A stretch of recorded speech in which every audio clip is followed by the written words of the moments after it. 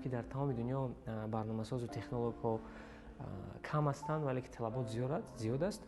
از همین سبب پیشه گذاشتم که برای جوانان تاجیک نیز یک امکانیت پیدا کنیم که برای خودشون همچون برنامه‌ساز و همچون تکنولوژ و همچون دیزاینر در همین رشته ها خودشون یک معرفی کرده صاحب کار شوند.